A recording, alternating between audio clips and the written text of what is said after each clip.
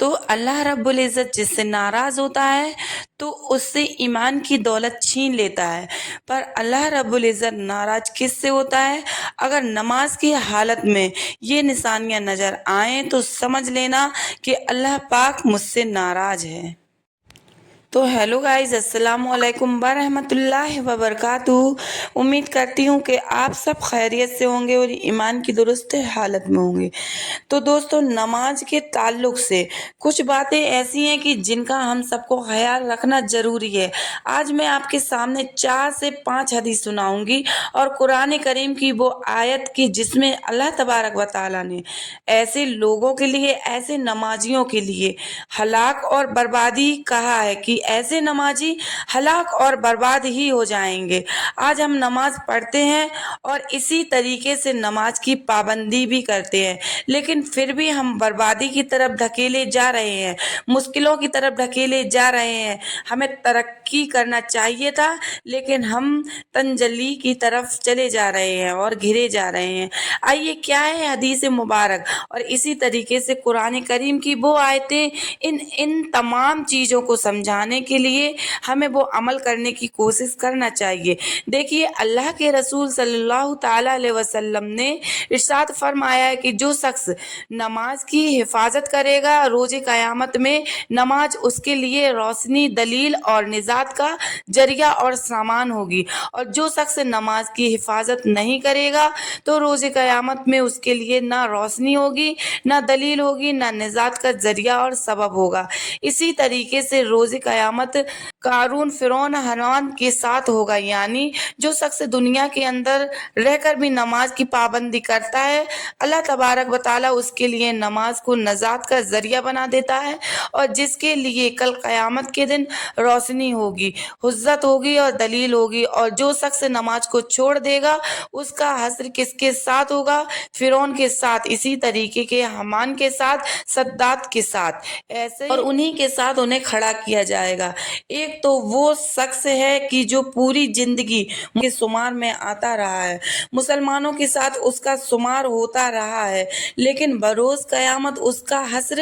کس کے ساتھ ہوگا؟ فرعون کے ساتھ ہوگا، حامان کے ساتھ ہوگا، صداد کے ساتھ ہوگا۔ اور حدیث مبارک سنیے کہ اللہ کے رسول حضرت محمد صلی اللہ تعالی علیہ وسلم نے ارشاد فرمایا ہے کہ تو لوگوں کو چاہیے کہ وہ جماعت چھوڑنے سے باز آ جائیں، اگر ایسا نہ کیا تو اللہ تبارک و تعالیٰ ان کے دلوں پر مہر لگا دے گا، پھر وہ غافل میں سے ہو جائیں گے۔ آج کل کیا ہوتا ہے کہ لوگوں کو جماعت کی اہمیت ہی نہیں پتہ، یعنی مسجد میں جو جماعت کے ساتھ نماز پڑھی جاتی ہے اس کی اہمیت لوگوں کے دلوں سے نکل چکی ہے۔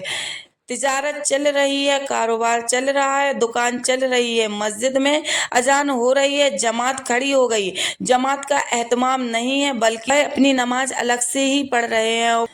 وہ اپنی نماز گھر پر ادا کر رہے ہیں۔ تو صبح فجر کی نماز اپنے گھروں پر ادا کر رہے ہیں، عصر کی نماز کا پتہ ہی نہیں ہے، عشاء کی نماز کہاں پڑھ رہے ہیں؟ اپنے گھروں پر پڑھ رہے ہیں۔ اور اس نے وجہ پوچھی جاتی ہے تو وہ یہ کہتے ہیں نماز آتے کہ میں کسی کاروبار میں پھنس گیا تھا، میں کسی وجہ سے لیٹ ہو گیا تھا، یعنی کسی وجہ سے میں رک گیا تھا۔ اللہ کے رسول صلی اللہ تعالی علیہ وسلم نے سخت وعید بیان فرمائی ہے ان لوگوں کے لیے جو جماعت کو چھوڑ دیتے ہیں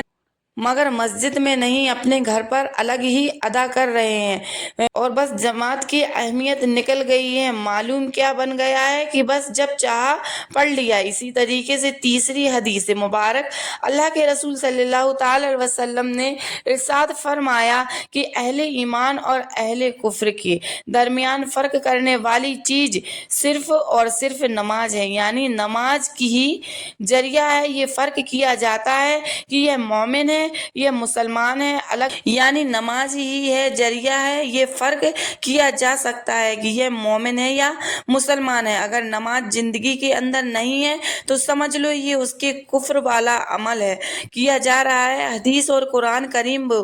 آیتیں ہیں جس میں اللہ تبارک و تعالیٰ نے بیان فرمایا ہے کہ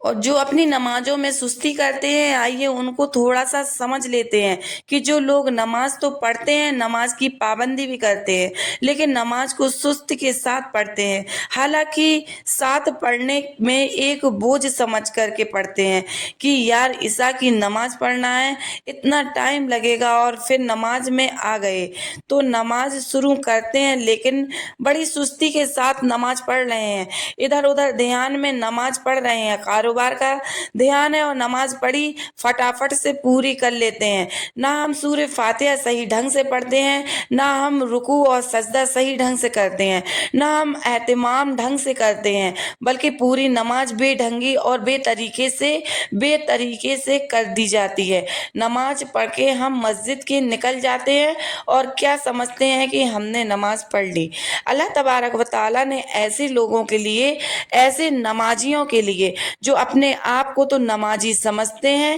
کہ ہاں میں نمازی ہوں، میں نے نماز پڑھ لی ہے، لیکن اللہ کی نظر میں ایسی نماز کی اہمیت نہیں ہے،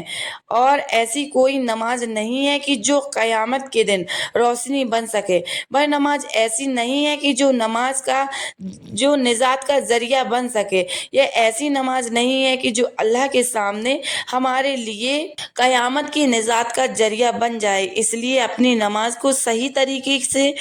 کوشش کریں کہ اسی طریقے سے بہت سے لوگ نماز تو پڑھتے ہیں لیکن کبھی کبھار چھوڑ دیتے ہیں۔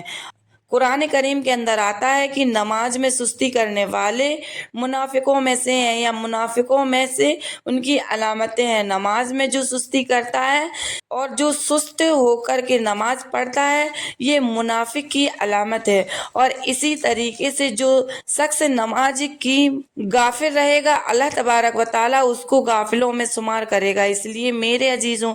ہمیں ان چیزوں کی پابندی کرنا ہے صحیح، اور کہیں اللہ تبارک و تعالیٰ ہمارے دلوں پر بھی مہر نہ لگا دے، کہیں اللہ تبارک و تعالیٰ ہمارے غافلوں میں شمار نہ کر دے، اور کہیں اللہ تبارک و تعالیٰ ہمیں منافق کے اندر شامل نہ کر دے۔ ہمیں ڈرنا ہے اس بات سے کہ دنیا کے اندر تو مسلمان رہا، کہیں قیامت کے دن میرا حشر اور میرا جو صف اور میں جو کھڑا رہوں گا، مجھے فرعون کے ساتھ، حامان کے ساتھ اور صداد کے ساتھ جو بڑے بڑے ظالم اور اللہ کے نافرمان گزرے، ان کے ساتھ کھڑا کر دیا جائے گا۔ ہمیں اپنے دل کے اندر یہ بات پیدا کرنا ہے، اپنے ذہن میں بات بٹھانا ہے کہ مجھے اللہ سے ڈرنا ہے، اور چاہے جیسی بھی حالت ہو، ہمیں نماز ہر حالت میں پڑھنا ہے اور جماعت کا اہتمام کرنا ہے۔ مسجد میں جماعت ہو رہی ہے، جس کے ساتھ مجھے نماز پڑھنے کی فکر کرنا ہے۔ اگر یہ چیز ہمارے اندر آ گئی تو اللہ تبارک و تعالیٰ ہمارے حالات کو درست کر دے گا، اللہ تبارک و تعالیٰ ہماری پریشانیوں کو دور کرے گا۔ نماز کا تو وعدہ ہے کہ جو شخص نماز پڑھتا ہے، اللہ تبارک و تعالیٰ اس کے لیے رزق کی تنگی کو دور کر دیتا ہے۔ اور قرآن کریم کے اندر اللہ تبارک و تعالیٰ نے ارشاد فرمایا کہ نماز تو اللہ سے مدد حاصل کرنے کا بہترین سبب اور بہترین کنجی ہے، اور بہترین دروازہ ہے، اور بہترین ذریعہ ہے۔ نماز ہی ہے ذریعہ ہے کہ اللہ سے مدد حاصل کی جا سکتی ہے۔ تو نماز کتنی بھی اہم چیز رہی، لیکن ہمارے دلوں میں اس کی اہمیت نکل گئی ہے۔ اس لیے میرے دوستوں اور میری بہنوں، نمازوں کو اپنے صحیح وقتوں پر ادا کریں، اور اللہ تبارک و تعالیٰ ان سب باتوں پر ہم سب کو عمل کرنے کی توفیق عطا فرما دے۔ اور امید کرتی ہوں کہ یہ ویڈیو آپ لوگوں کو اچھا لگا ہوگا، اور اگر یہ ویڈیو آپ لوگوں کو اچھا لگا ہے تو میرے چینل کو لائک، کمنٹ اور سبسکرائب کر دیں۔ اب ملتے ہیں نیکسٹ ویڈیو میں، تب تک کے لیے اللہ حافظ، شکریہ۔